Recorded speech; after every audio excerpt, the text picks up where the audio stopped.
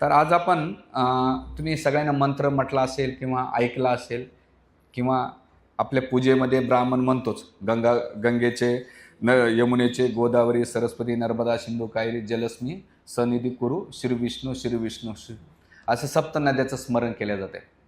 तर सप्त नद्याचं स्मरण असं म्हटलं जातं की ज्या ठिकाणी सप्त नद्या निर्माण झालेल्या ते आहे जे गोमुख आहे त्या ठिकाणी निर्माण झालेले. पण त्याचे 4, 5, 7 ठिकाणी निर्माण झालेले. एक तर आपल्या जेवढ्या नद्या येतात गंगा गोदावरी नर्मदा सिंधू कावेरी यमुना सरस्वती ह्या गंगेच्या 7 विभाग मोडल्या जाते.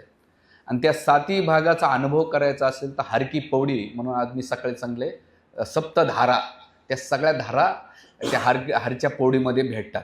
आणि तीरधारा पण मोडल्या जातात. तीरधारा म्हणजे काय, तिथे गंगा भागीरथी अलकनंदा या तिन्ही नद्याचा संगम ह्या ठिकाणी पाहायला भेटतो.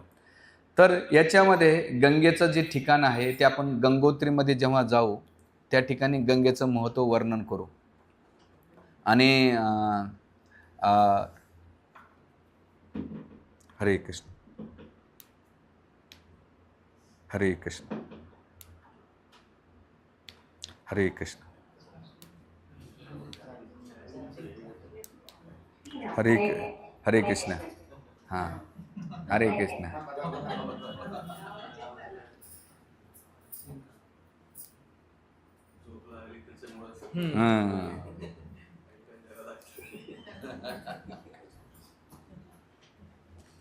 ठीक आहे, चला आवाज येतो ना. हो, मागे म्हणा एक श्लोक मागे म्हणा. गंगेचे यमुनेचे व गोदावरी सरस्वती नर्मदे सिंधू कावेरी जलो अस्मि सनिधी कुरु. तर याच्यामध्ये ह्या सप्त नद्यापैकी गंगेचं आपण वर्णन गंगोत्रीमध्ये करू आणि यमुनेचं आज करू. तर नाम आणि वस्तूमध्ये फरक आहे. आपल्याला जर तहान लागली आणि आपण पाणी पाणी म्हटलं तर ताण भागणार नाही. पण इथे गंगाचं नाव घेतलं यमुनाचं नाव घेतलं तर तोच अनुभव तुम्हाला प्राप्त होतो. म्हणून असं म्हटलं जातं आपल्या शास्त्रामध्ये, जर कोणाला टायमवर दशक्रिया विधीला अंत्यविधीला पाणी नाही भेटलं गंगेचं तर त्यावेळेस स्मरण करून तुम्ही जर त्या पाण्याला स्थापित केलं तर त्या सगळ्या नद्या नाही का तिथं स्थापित होतात त्या नद्यांमध्ये. तर हे देव आणि देवाच्या नावामध्ये फरक नसतो एवढं आपल्याला समजून घ्यायचं होतं. तर यमुनाचा जो आहे यमुनोत्री याचं वर्णन गर्ग संहितेमध्ये येते.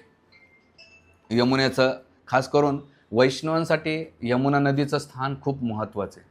कारण की गर्ग संहितेमध्ये गर्गमुनी यमुना देवी कशी प्रगट झाली याचं वर्णन करतात. जेव्हा भगवान कृष्ण इथे ह्या भौतिक तलावर येत होते त्यावेळेस राधाराणीला म्हटले की तू माझ्यासोबत चल. त्यावेळेस राधाराणी म्हटली नाही, या भौतिक जगात मला अजिबात इच्छा नाही, काही नाही. मला घेऊन जायचं असेल तर 2 गोष्टी जर सोबत आल्या तर मी येईल.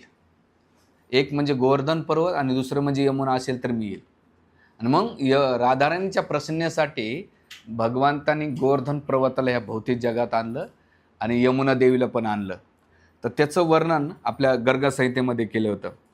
तर ह्या 2 गोष्टी आल्यानंतर आता यमुनेचा जो उद्गम आहे ते कालिंदी पर्वतावर निर्माण झालेला आहे. चालू झालं. तर हरे कृष्ण कालिंदी पर्वतावर नाही का याचं उगम स्थान झालेलं आहे. तिथं सप्तऋषी कुंड आहे. आता आपण जे यमुनाचं दर्शन घेणार आहोत तिथं सप्तऋषी कुंड आहे. तर हे जे मंदिर आहे ते सप्तऋषी कुंडापासून खूप अलीकडे आहे. कारण त्याच्या पलीकडे काही जण जाऊ शकत नाही, कारण की तेवढी शक्यता नाही. असं म्हणतात की जर धामाला पाहायचं असेल तर डोळ्यानं पाहू शकत नाही तुम्ही. डोळ्यानं तुम्हाला काय दिसणार आहेत, नदी वाहते, पर्वत दिसतं, एखादं मंदिर घेतलं, दर्शन घेतलं, डोळे मिटले आणि 2 मिनिटांनंतर झाले की मोबाईल काढायचा आणि फोटो काढायचा, झाली आपली तीर्थयात्रा. तर धामामध्ये आपल्या चेतनेमध्ये, कारण मोबाईलचा डाटा आहे मोबाईलमध्ये राहणार आहे. मृत्यूच्या वेळेचा जो डाटा आहे तुम्ही काय सेव्ह करतात तो मृत्यूच्या वेळेस स्मरणात येणार आहे. कारण मोबाईलचा डाटा कधी डिलीट होऊ शकतो पण चेतनातला डाटा डिलीट नाही झाला पाहिजे. आपलं प्रॉब्लेम्स काय होतं, चांगल्या गोष्टी मोबाईलमध्ये आणि वाईट गोष्टी डोक्यामध्ये. तर यात्रेमध्ये आपल्याला चांगल्या गोष्टी जेवढ्या आपल्या चेतनेमध्ये राहील तेवढ्या मृत्यूच्या वेळेस आपल्याला ते कामाला येईल. मग धामात जेव्हा तुम्ही जातात, कोणत्याही तीर्थाला जातात तर तिथं त्या तीर्थाला प्रार्थना करायला पाहिजे, कारण त्या तीर्थाची शक्ती असते. आणि शक्ती अशी असते की तिथे पापातून तू मुक्तच होत आहे. पण सगळ्यात महत्त्वाचं की भगवंताची कृपा होते. शास्त्रामध्ये याचं खूप वर्णन आहे आणि ऋषीमुनींना ग्रंथांमध्ये भरभरून दिलेले आहे. पण आपल्याला कसं आहे, आपल्याला 2 मिनिटानंतर तेवढी तळमळता नाही. यात्रा म्हणजे काय, फिजिकल नाही आहे. यात्रा ही चेतनेच्या आधारावर आहे, की आपण जाताना माझ्या भौतिक संसाराची चेतना मी किती सोडून दिली आणि भगवंताची चेतना किती घेऊन गेली, ती यात्रा सफल आहे. म्हणून आपण जेव्हा यात्रेची तयारी करत होतो, यात्रा करताना सगळे सामान भरत होते, मोठमोठ्या बॅगा भरल्या. 10 दिवसाची यात्रा काढायची तर तुम्ही एवढे सामान भरतात, तर ज्या वैकुंठाला धामात जायचं असेल तर किती तयारी करावं लागत असेल. ज्या विष्णूच्या धामात जायचं असेल तर तुम्हाला किती तयारी करावं लागेल. आता तुम्ही जसं ते गाडीचं चालू आहे आता, त्याच्यात 25 लिटरमध्ये तो हरियाणातून येतोय, पोहोचेल का? नाही पोहोचणार. हां, पण जेवढं त्याचं डिझेल असेल तिथपर्यंत तो पोहोचेल. तसंच धामात किंवा वैकुंठात जायचं असेल तर जेवढे तुमची भक्ती असेल तेवढंच तुम्ही तिथपर्यंत पोहोचू शकतात. एवढं सोपं नाही आहे. म्हणून इथे सांगण्याचा मुद्दा असा आहे की ह्या जेव्हा धामाला गेलेत ना, प्रार्थना केली पाहिजे की संसारातल्या गोष्टीसाठी मी मरमर करतो, पण संसारातली एक गोष्ट माझ्यासोबत येणार नाही, पण हे धाम तिथे रिकमेंड कर. कारण की हे धाम कोणतं साधारण नाही आहे. जसं अमेरिकेचं इथे राजदूत असतात, काय म्हणतात त्याला, ॲम्बेसेडर किंवा त्यांचं ऑफिस असतं, प्रत्येक देशाचं असतं, दूतावास म्हटलं जातं. तसंच वैकुंठ धामाचा दूतावास कोणता आहे भारतामध्ये? पंढरपूरचा धाम दूतावास आहे.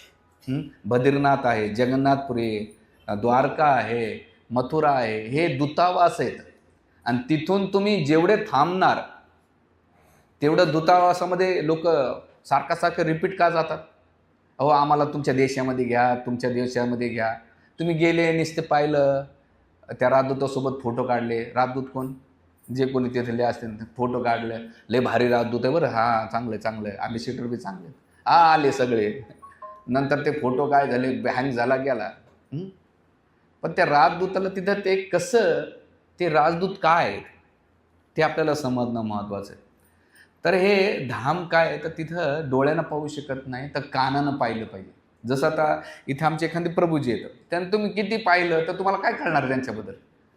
पण तुम्ही त्यांच्याबद्दल त्यांच्याबद्दल कोणीतरी सांगितलं की हे प्रभूजी असे आहेत, तसे आहेत, यांचं शिक्षण असं आहे, यांचं पद असं आहे, तर तुमचा पहिला बघण्याचा दृष्टिकोन आणि जेव्हा तुम्ही ऐकल्यानंतर दृष्टिकोन लगेच बदलून जातो.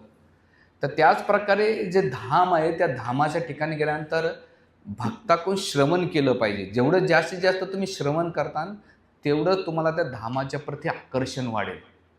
म्हणून इथे जे उगमस्थान, तिथं प्रार्थना करा. तुम्ही तुमच्या स्वतःसाठी करा, परिवारासाठी करा, जे नातेवाईक ज्यांच्यावर तुम्ही खूप प्रेम करतात, जे कोणी संबंध आहे त्यांच्याशी तुम्ही प्रार्थना करा की ती येऊ शकले नाही, वयामुळं किंवा काही परिस्थितीमुळं नाही येऊ शकले, पण ॲटलिस्ट त्यांच्या वतीनं त्यांचा नमस्कार मी सांगतो. पहिल्या काळात सांगायचे ना, माझा राम राम सांगा त्यांना. तुकाराम महाराज पण एक अभंगामध्ये म्हणतात की पांडुरंगा, मी आजारपणामुळे येऊ शकलो नाही, पण हे माझं पत्र आहे, ते घ्या, माझा नमस्कार आहे. आणि मग देहूचे सगळे संत भक्त आहेत ना, ते द्यायचे आणि पांडुरंग स्वीकार करायचे. तसं तुमचा परिवाराचा नमस्कार, जे काही प्रार्थना आहे ती तिथपर्यंत पोहोचते आणि भगवंत बघतात, हे महत्त्वाचं आहे.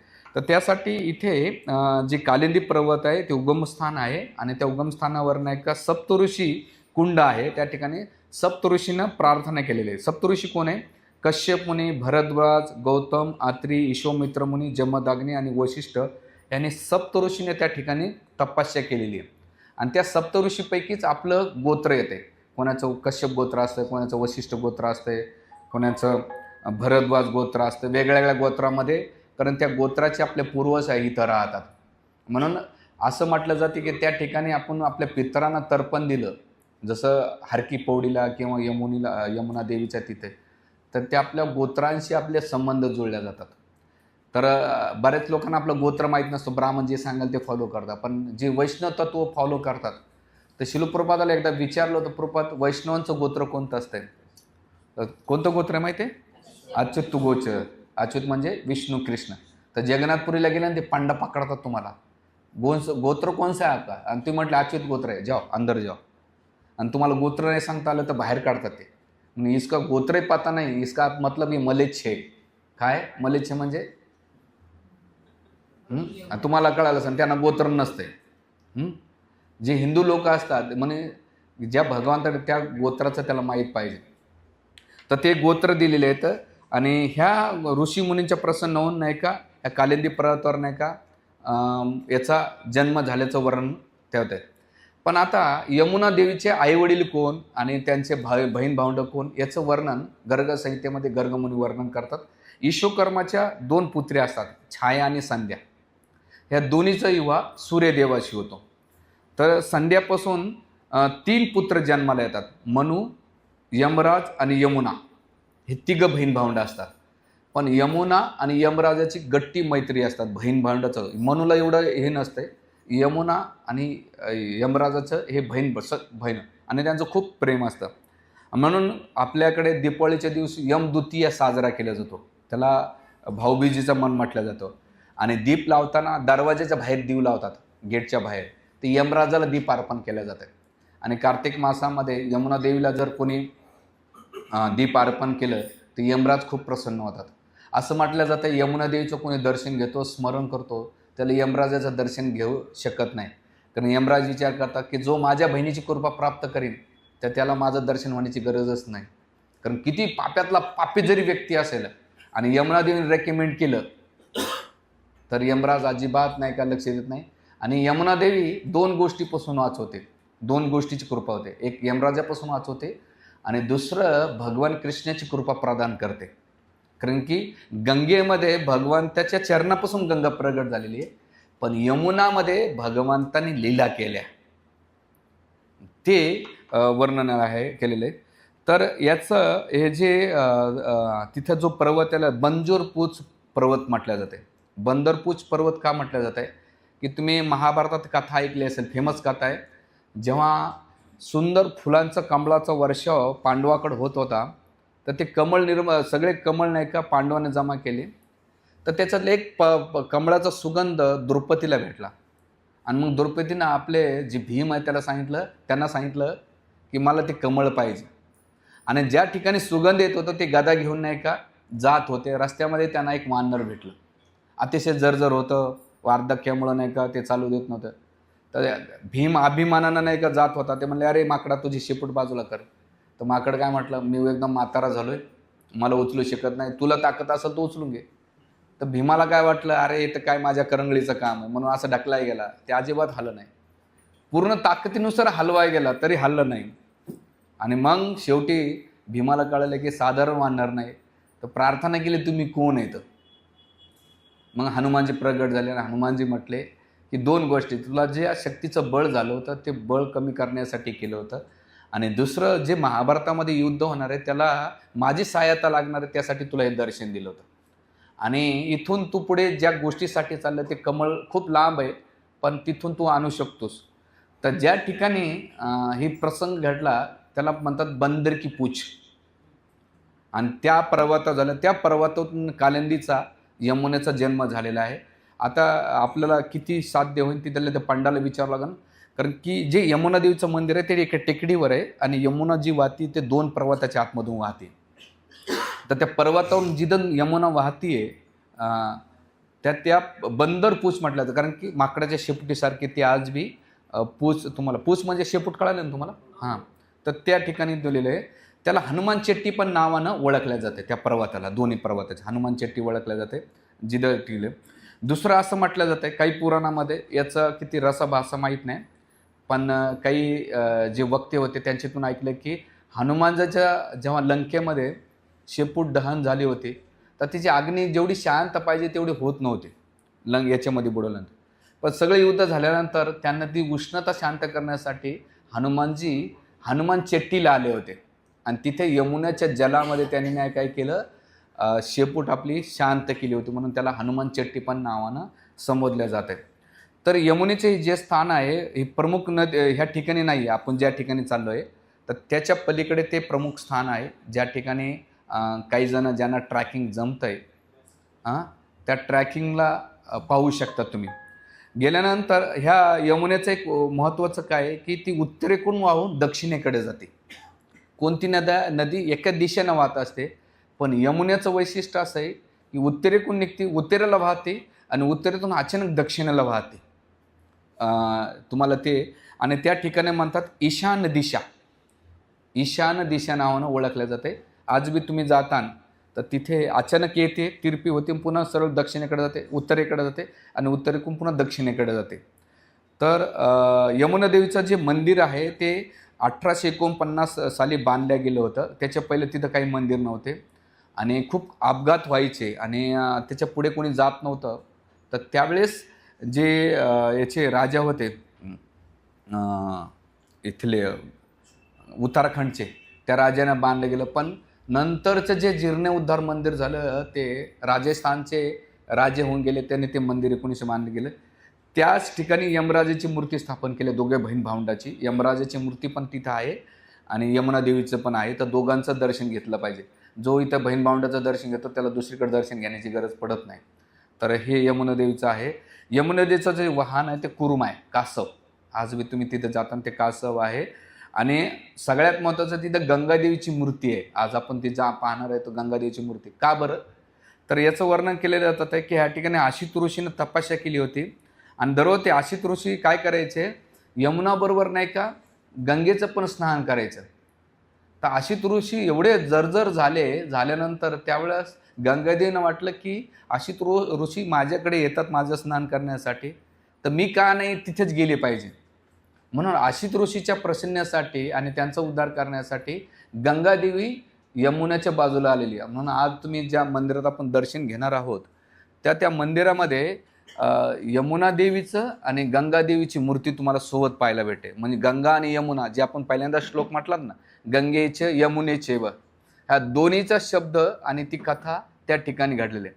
तर असं म्हटलं जातं की तुम्ही यमुनेबरोबर गंगेचं स्नान करू शकतात, ह्या ठिकाणी केलेले आहे. बाजूलाच एक दिव्य शिला आहे, त्याला आशित ऋषी शिला म्हटल्या जाते. हरे कृष्ण. आशित ऋषी शिला आहे ज्या ठिकाणी तपस्या केली जाते.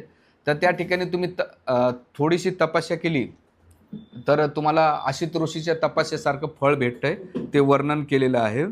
आणि इथे यमुना देवीवर त्यांचे वडील सूर्यदेवानं वाटलं की माझे दोन्ही पुत्र आलेले आहेत, तर मला त्यांचा विरह जाणवत आहे माझ्या पुत्रावाचून.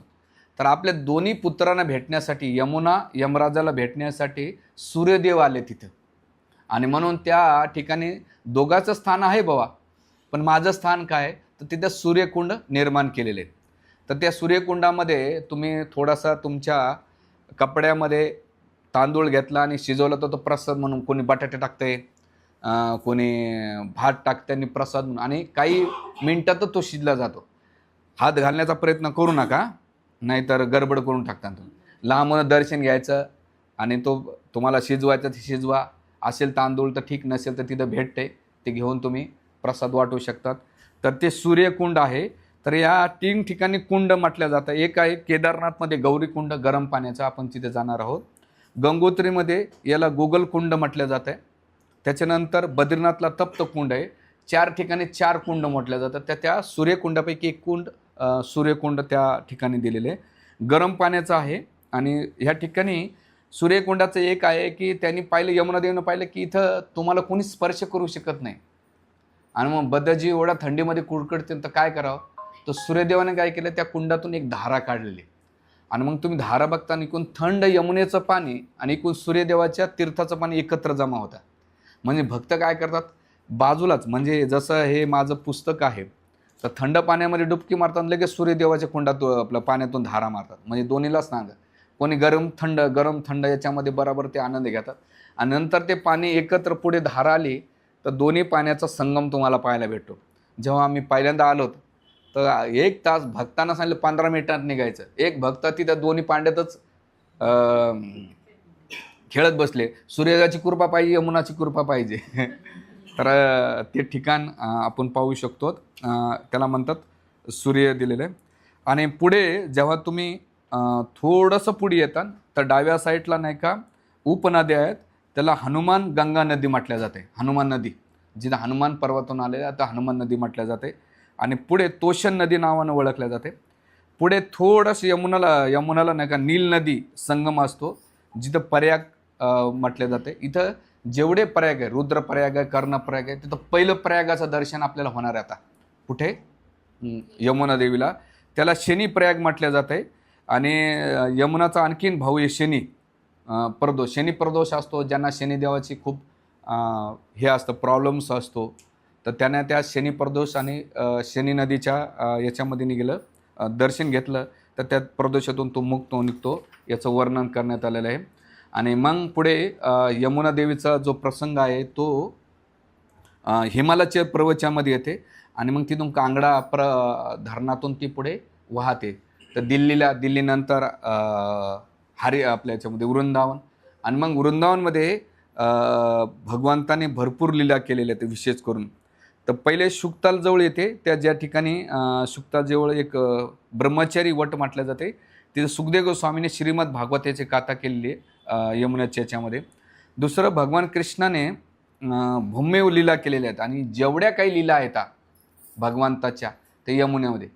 तर इस्कॉनमध्ये जे कोणतं प्रवचन चालू होतं तर प्रभुपादाने स्पेशली हे भजन सांगितलेलं आणि ह्या भजनामध्ये सगळ्या वृंदावनचा भाव वर्णन केलेलं आहे.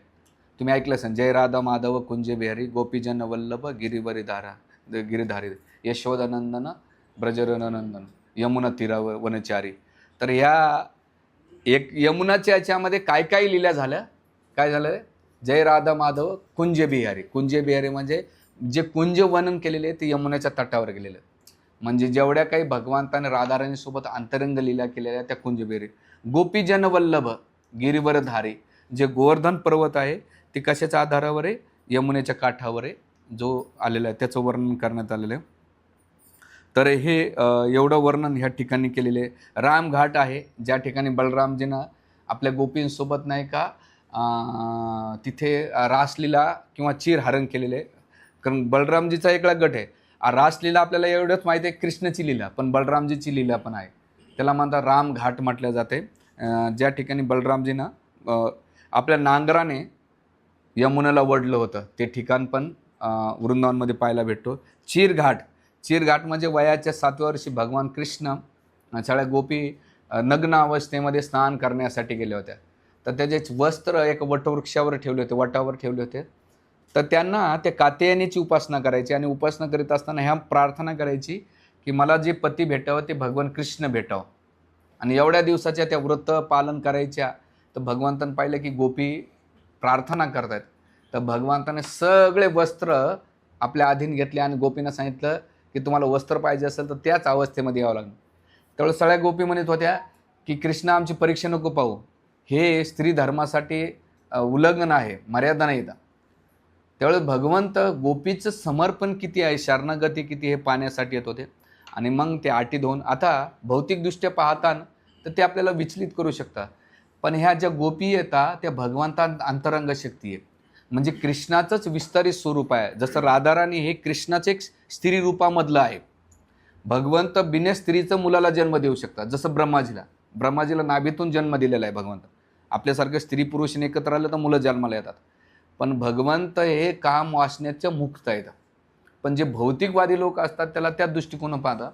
आणि आचार्य मानतात ह्या जेव्हा तुम्ही कथा ऐकतात 9व्या स्कंदामध्ये भागवतामध्ये सगळं स्कॅन्डल येतं आणि त्या स्कॅन्डलचा दुष्परिणाम काय होतो हे वर्णन केलेलं आहे. आणि भागवतामध्ये रासपंचाध्याय आणि भगवानसोबत ज्या ज्या लीला झालेल्या आहेत त्या जीवनातले जे साधक इंद्रियाच्या आधारावर नाही का संघर्ष करतात त्या लीला सगळ्या श्रवण केल्यानंतर त्यांची कामवासना नष्ट होते, याचं वर्णन भागवतामध्ये केलेले आहे. तर भगवंताने हे यमुनेची कथा याच्यामध्ये केलेलं आहे. दुसरं नंद घाट आहे ज्या ठिकाणी नंद बाबा यमुनेमध्ये स्नान करायचे.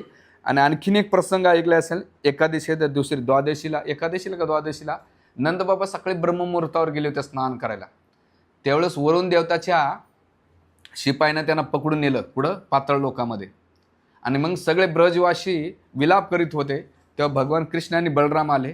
त्यांनी पाण्यामध्ये यमुनेमध्ये प्रवेश करून वरुण देवताच्या याच्यातून नाही का नंदबाबाची सुटका केली होती. तर त्यावेळेला की वरुण देवता म्हटले की माझ्या सेवकाने ही चूक केली होती, पण माझी खूप दिवसापासून इच्छा होती की तुमचं दर्शन घ्यावं, पण ह्या कारणानं तुमचं दर्शन झालं, नंदबापाचं दर्शन झालेले. तर ते जो प्रसंग आहे तो यमुना देवीच्या याच्यामध्ये घडलेला आहे. अक्रूर घाट. जेव्हा भगवान कृष्ण घेऊन जाण्यासाठी अक्रूर येत होते, सगळ्यांना म्हणा हरे कृष्ण कृष्ण कृष्ण हरे हरे, हरे राम राम राम हरे हरे. तर अक्रूर घाटाला नाही का जेव्हा भगवान कृष्ण आणि बलराम दर्शन घेऊन जाण्यासाठी येत होते, ते यमुनेच्या जलामध्ये कृष्ण बलरामाचं दर्शन झालं होतं, कोणत्या वैकुंठ रूपाचं. आणि नंतर सुद्धा त्यांना ते दर्शन झालं. त्याची पण ती कथा यमुनाच्या याच्यामध्ये घडलेली. तर यमुना किती महत्त्वाचे हे सांगण्यासाठी मी भगवंताची लीला सांगतो तुम्हाला.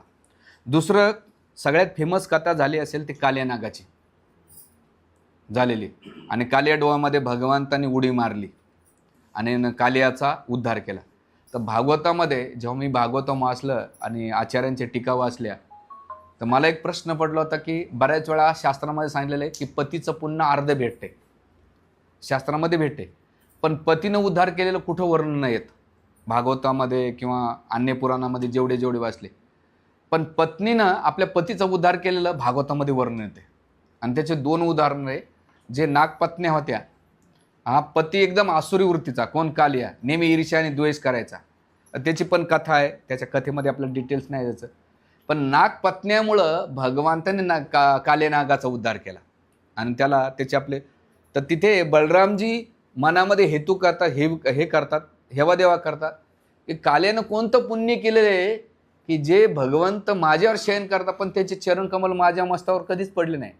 पण काल्याचं काय भाग्य आहे की किती चरणकमल त्याच्या मस्तकावर होते, कारण की कालिया ईर्ष्यानं नाही का द्वेष करत होता. तर जसं जसं ईर्ष्या करायचं तसं भगवंत लत्त प्रहार करायचे. तर आचार्य इथं वर्णन करतात की कधी आध्यात्मिक जीवनामध्ये किंवा भौतिक जीवनामध्ये कोणत्याही गोष्टीचा अभिमान नाही केला पाहिजे, न धनाचा, पदाचा, रूपाचा, गुणाचा, ज्ञानाचा. जसं जसं वय जाईन तसं तसं ह्या गोष्टी काळानुसार लिप्त होणार आहेत, कारण की इथं मृत्यूबरोबर सगळ्या गोष्टी नष्ट होऊ शकतात. अहंकार पण नष्ट होऊ शकतो. भगवंत राजाचा रंकाचा राजा करू शकतात. बरेचसे रूपाचं नाही का बेरग, जसं आपलं रूप कसं असतं पहिल्यासारखं द्राक्षासारखं टवटवीत असतंय, नंतर किसमिस व्हायला वेळ लागते, किसमित होऊन जाते आपलं रूप. त्याच्यानंतर आज पद आहे उद्या नसेल. बऱ्याच लोक पदावर असले तोपर्यंत सलोट मारतात. आता आमची एक मॅडम आहे DCP मॅडम, म्हणजे ते सांगत होत्या प्रभूजी जोपर्यंत पद होतं लोक सलोट मारायचे, पद गेले की आता विचारत पण नाहीत. तर तुमची किंमत नाही तुमच्या पदाची. आणि माणसाकडे 2 गोष्टी असतील तर किंमत करा. पैसा चांगला असू द्या, लोक तुमची किंमत करा. पैसा जाऊ द्या, तुमच्या जवळचे ओळखत नाहीत. आणि दुसरं तुमचं रूप असेल तोपर्यंत विचार हाय हाव आर यू. म्हाताऱ्या माणसाजवळ कोणी बसायला तयार नाही, त्याला गप्पा मारायला तयार नाही, नको म्हणतात. का होते, अरे भाऊ थांब, एक दिवस आपला बी नंबर येणार आहे, कशाला हे करतो तू काय काळा सोरूनुसार राहणार नाही. तर इथे ह्या सगळ्या भौतिक आपलं जे ज्ञान आहे हे आपल्याला नाही का भगवंताकडे घेऊन जातं आणि ह्या जगाची रियालिटी आपल्याला सांगतं. म्हणून आपण काय केलं पाहिजे, प्रार्थना केली पाहिजे की भगवंता, जी माझी चेतना आहे संसाराच्या प्रती, काम, क्रोध, लोभ, मद, मात्सरे, ह्याच्यापासून मला वाचव, कारण ह्या गोष्टीमुळं माझं तुझं स्मरण होत नाही. लोचिंबाचं आणि लोखंडाचं साहजिक आकर्षण आहे, पण जेव्हा लोखंडाला गंज चढतो तो लोचिंबाकडे जवळ जाऊन सुद्धा नाही का लांब राहतो, कारण त्या गंजामुळं. तसं भगवंताच्या प्रती आपल्याला भक्ती करूशी वाटते, पण आपल्याकडे एवढा अनर्थाचा बोजा ठरलेला आहे की आपण वर्षानुवर्षे कथा कीर्तन ऐकतो पण नाम जप नाही करू शकत. आता मी बऱ्याच वेळा, आणि मागच्या आठवड्यात आमच्या शिक्षाष्टमीवर एक वाक्य खूप सांगितलं माझ्यासाठी, तर ते इन्स्पायरिंग होतं. ते म्हणतात की प्रचाराचं काम आहे सेल्समॅनसारखा प्रोडक्टची माहिती द्यायची, मार्केटिंग करायची. जसं सेल्समॅन तो काय करतो, कोणी कस्टमर आला त्याला सगळ्या वस्तू दाखवतो, कस्टमरना नाही घेतलं तरी काही गम न पाचतं, त्याला त्याच्या चालेल. पण कॅबिनमधून मालक बघतो की अरे कस्टमरशी कसा डील करतोय, कसा व्यवहार करतो, प्रोडक्ट देण्याचे किती प्रयत्न करतो, ते CCTV कॅमेऱ्यातून सगळं बघतात. तसं प्रभूजीने सांगत होते की प्रचारकला कधी कधी मला डिप्रेशन यायचं, अरे एवढं घासा कोरडा करून शकतो या नर्मदेच्या गोट्यांना, एक माळा करत नाही, असं वाटतं आपणच उडी मारावं का लटकून घ्यावं. तर त्यावेळेस कळालं की नाही, आपलं मी सेल्समॅनसारखं काम करतोय, घ्यायचं नाही घ्यायचं त्यानं ठरवावं. कारण की भगवंताचं नाम ज्याचं पाप आहे ना तो नाही घेऊ शकत, नाही घेऊ शकत. तुम्हाला म्हटलं ना जप करून दाखव, तो सगळं दिवसभर नाही का गाव गप्पा मारेन, गॉसिप करून 2 घंटे अख्ख्या गावचं धुणं धुईन तो, पण नाम जप अजिबात नाही करणार. आता बी काही जण बेड लटकून आलेले आहेत, वाटलं पाहिजे प्रभूजीला मी आमले भोगत आहेत. भगत पण अरे प्रभूजी बघतात कोण काय करते बी लावतंय. सांगायचा मुद्दा 11-10 दिवस आलेले आहेत तुम्ही संसारापासून, एक विचार करायचा तुमच्यासोबत काय घेऊन जाणार आहेत. विचार, सोनं घेऊन जाणार का मावलेनं तुम्ही? एवढे जमा केले तुमच्या घरात आहे कोणी? हे सगळे शेतकरी शेत कोणी घेऊन जाणार का?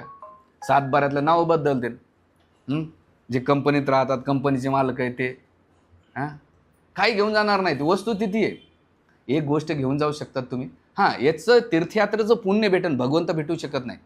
यज्ञामुळं दानामुळं तपामुळं पुण्य प्राप्त होऊ शकतं, पण भगवंताला काय? अंतकालेचे मामीव स्मरणमुक्ता कलेवर. भगवंताला प्राप्त करायचं असेल तर अंतकाळी नामच सांगितलेलं आहे. जप आपलं यज्ञ सांगितलं नाही, तीर्थयात्रा सांगितलं नाही, दान सांगितलं नाही, काय सांगितलं? जन्मलाभा परमपुंसा अंते नारायण स्मृती. शेवटी काय सांगितलं? अंते नारायणाचं स्मरण होत नाही तोपर्यंत तुम्हाला भगवत धाम नाही. हे तीर्थयात्रा काय? पुण्याची प्राप्त होते, आणि ह्या पुण्यामुळं जशी चेतना असेल तुमच्या यात्रेमध्ये, पुण्य असेल बाबा मला पुण्य पाहिजे, तर तुम्हाला भौतिक ऐश्वर्य भेटेल आणि पाप नष्ट होऊन जातं. पण भगवंताला प्राप्त करायचं असेल तर पुण्य श्रवण कीर्तन. जेवढं तुम्ही श्रवण आणि कीर्तन करता, श्रवण म्हणजे भगवंताचं नाम जप आपलं कथा, आणि कीर्तन म्हणजे नाम जप. हरे कृष्णा कृष्णा कृष्णा हरे हरे, हरे राम राम राम हरे हरे. तर हे कीर्तनच तुम्हाला भगवत धामात घेऊन जाऊ शकतो, दुसरी घेऊ शकत नाही. म्हणून तीर्थयात्रेमध्ये जास्तीत जास्त नाम जप करा. तुम्हाला वाटलं आमच्याकडे माळा नसेल तर रामकृष्ण हरी घ्या, गोविंद गोपाल घ्या. 10 दिवसच करा बाबा. 10 दिवसानंतर गेल्यानंतर तुम्ही महाराष्ट्राचं जी चिंता करतायत, काय होईल महाराष्ट्राच्या देशाची चिंता होते, ट्रम्प तात्यानं काय केलं, डिझेलचं काय होत आहे, कारण तुम्ही चिंता नाही केलं तर ते बंद पडून जाऊ शकेल कदाचित. कारण तुम्ही इथं आल्यानंतर आता घरचे बी बंद पडलेलं असेल कदाचित, कारण फोन नाही उचलले तर काय प्रॉब्लेम? काय होत नाही हो, 8 दिवस मरून तर बघा, तुम्हाला कोण विचारतंय? काय फरक पडत? पण आपण येडे गाबाळायचे, मी गेलं नाही तर कसं होईल? काही होत नाही. लोक लय खुश राहतात, बरं झालं वैतागले. सून घरी खुश राहते, सासू खुश राहते की आता 8 दिवसापासून मी मुक्त, मुलं आई वडील, अरे लय खुश लोक आहेत आपल्या वाचून, वनावाचून काही राहत नाही. पण या भरमाच्या भोपळ्यात राहू नका. सांगायचा मुद्दा हा आहे. तर यमुनाचं हे एक आहे, या ठिकाणी तुम्ही प्रार्थना करा आणि भगवंताचे. त्याच्यानंतर सूर्यकुंड आहे, कालिया घाटाचं पण आहे. तिथून ब्राह्मण पत्न्यानं नाही का, विप्र ब्राह्मणांच्या ज्या पत्न्या होत्या त्याचा उद्धारसुद्धा भगवंताने केलेला आहे त्या ब्राह्मणांचा. दुसरं सूर्यकुंड आहे द्वादशीला, ज्या ठिकाणी राधा मदन मोहन मंदिर आहे, त्याचा पण प्रसंग घडलेला आहे. इमली तलाव, ज्या ठिकाणी भगवान कृष्ण विरह भाव, राधा आणि सोबत विरह आणि स्मरणाचं जे लीला झालेली त्या ठिकाणी झालेली. आणि सगळ्यात महत्त्वाचं दुर्वासा मुनी आणि ब्रह्मचारी, नित्य ब्रह्मचारी जी काष्टा आहे, गोपी, आता त्या कथेमध्ये जात नाही. केशी घाट, भरपूर कथा आहे, वारा घाट, असं याचं एक मोठा सेशन होईन. आता ऑलरेडी आपल्याकडे वेळ झालेला आहे आणि आपल्याला पुढे निघायचं आहे. तर यमुना अष्टकम आहे, तर ह्या यमुना अष्टकमच्या ठिकाणी आपण प्रार्थना करूया आणि यमुना अष्टकम म्हणूया. आणि सगळ्यात महत्त्वाचं, जेव्हा तुम्ही यमुनेकडे जाता, तिथं जाताना आपले वस्त्र घ्या, स्नान करा. स्नान करताना यमुना देवीला एवढं प्रार्थना करा जेवढं तुम्ही भगवंताला प्रार्थना केल्यानंतर, कारण की यमुनाची एक इच्छा होती, भगवंता तुम्ही तर लीला करणार होतो, पण यमुनाचं प्रसंग दशम स्कंदामध्ये जेव्हा भगवंत नंद बाबा कृष्णाला घेऊन जात होते, कुठे? गोकुळ महावनाला, तर त्यावेळेस यमुना एवढी उफानली का होत होती? त्याचे 2 कारण आचार्य श्री हरिशौरी बाबा आपल्या भक्तिरसायन ह्या ग्रंथामध्ये वर्णन करतात. ते यमुनाला वाटत होतं की मी भगवान कृष्णाचे चरण कमल कधी स्पर्श करेन, एक भावना होती. आणि दुसरं यमुना हे दाखवत होते की कृष्णा तुम्ही एवढे शक्तिशाली आहेत ना, आणि मला तुम्ही पती म्हणून स्वीकार करायचं, तर मी काही शक्तिशाली कमी नाही, माझी ताकद बघा. म्हणून ती उफाळण्या येत होती. याचे पण आचार्य खूप डिटेल्स वर्णन करतात. तर यमुनेची जी ताकद आहे कृष्णाला ओढण्याची, तर यमुनाला जी उत्कंठा होती, उत्कंठ म्हणजे काय? जसं आता पाण्यामध्ये कोणाला बुडवलं तर तो बुडताना श्वास घेण्यासाठी कसं उत्कंठ करतो? तळमळ करतो. दुसरी उत्कंठा काल मी रेल्वे स्टेशनला पाहिली, कधी ट्रेन येईन, कधी ट्रेन येईन, कधी ट्रेन. म्हणलं एवढीच उत्कंठा जर कृष्णाला लावली तर कृष्णसुद्धा प्राप्त होत होतं. म्हणजे उत्कंठा कुठं असावी? भौतिक संसारात नसावी. उत्कंठा भगवत भक्ती असावी. पण आपली उत्कंठा भौतिक गोष्टीच्या प्रती, तर त्या उत्कंठेनं भौतिक गोष्टी भेटतात. पण भगवंताच्या भक्तीमध्ये उत्कंठ करताना तर भगवत भक्ती भेटत. तुम्हाला कुठं उत्कंठा करायची तुम्ही ठरवा. म्हणून हे दिलेलं आहे. तर ह्या ठिकाणी यमुना देवीचं आपण करू शकतात. त्या ठिकाणी अतिशय शुद्ध आणि पवित्र आहे. आणि सदा त्या ठिकाणी तुम्ही पाण्याची बॉटल घेऊ शकतात. आणि घरच्यांना यमुनेचं जरी स्नान नाही झालं, ते येऊ शकले नाही, तर सगळ्यात शुद्ध आणि पवित्र त्या यमुना नदीच्या आपण ज्या ठिकाणी आता पोहोचणार आहोत त्या ठिकाणी ते पाणी घेऊन या. आणि घरच्यांना एकतर शिंपडू शकतात तुम्ही डोक्यावर, दुसरं नाहीतर जलप्राशन करू शकतात. 3 थेंब द्यायचे, जे खाली पडणार नाही तर काही नाही. या भावनेनं तुम्ही नाही का ते करू शकतात. आणि एक प्रार्थना मागे म्हणूया. चला, हात जोडा. मम पुनती सर्वदा अर्विद बंधू नंदिनी, मम पुनित सर्वदा अरविंद बंधू नंदिनी, मम पुनिता सर्वदा अरविंद बंधू नंदिनी. जेव्हा तुम्ही आचमन करायला जाता तिथे तर हा मंत्र म्हणायचा. काय मंत्राचा अर्थ? हे सूर्य कन्यपुत्रे, मला सदैव पवित्र कर आणि माझी चेतना कृष्णाच्या प्रती ठेव. ही यमुनाष्टकांचा सगळ्यात महत्त्वाचा श्लोक आहे. तर काय म्हणायचं? मम पुनिते सर्वदा, मला मम म्हणजे मला, तो ब्राह्मण म्हणतो ना मम आत्मन, इदम मम, माझं नाही, हे देवाचं आहे. तर इथं जेव्हा तुम्ही जाता तर काय? मम पुनिते सर्वदा, मला पुण्य ठेव. का बरं? अरविंद बंधू नंदिनी, जे यमराजाची बहीण आहे ही नंदिनी आणि सूर्यदेवाची कन्या. सूर्यदेवाला एक अरविंद नावानं ओळखले जाते. तर मला नेहमी तुझी कृपा ठेवत राहा, हे प्रार्थना म्हणाय पाहिजे. आणि सगळ्यात महत्त्वाचं, तिथं मोक्ष नाही मागायचं बरं. यमुना देवीच्या तिथं जो मुक्ती मागतो गडबड करतो, ते एकच मागायचं की मला कृष्णाच्या प्रती, विष्णूच्या प्रती भक्ती प्राप्त होऊ दे, ही प्रार्थना करायची यमुनेच्या तिथं. मोक्षासाठी बरेच जण येतात की अरे आता मुक्त झालो मी, पापातून मुक्त, तर तुम्हाला ते पुण्यच भेटेल ना. तर पुण्यामुळे काय होईल? स्वर्ग भेटेल किंवा भौतिक ऐश्वर्य वाटेल किंवा पाप नष्ट होईल. पण सगळ्यात मोठं पुण्य कोणतं आहे? भगवंताला प्राप्त करणं. ही प्रार्थना आपण त्या ठिकाणी केलं पाहिजे, त्याचं वर्णन केलं पाहिजे. आणि सगळ्यात महत्त्वाचं, पाय बडवायचे नाही. पहिले यमुना देवीला दंडवत करायचा, पहिले 2-4 थेंब अंगावर शिंपडायचे, डोळ्याला पाणी लावायचं आणि मग हळूहळू डोकं स्पर्श करीत पहिले पाय ठेवून असं यमुनेमध्ये प्रवेश करायचा. तर हे आहे. त्याच्या पुढच्या ज्या काही कथा होतात यमुनेत्र्याच्या, त्या कथा आपण त्या स्पॉटला करूया. हरे कृष्णा कृष्णा कृष्णा हरे हरे राम राम राम. यमुना मैया की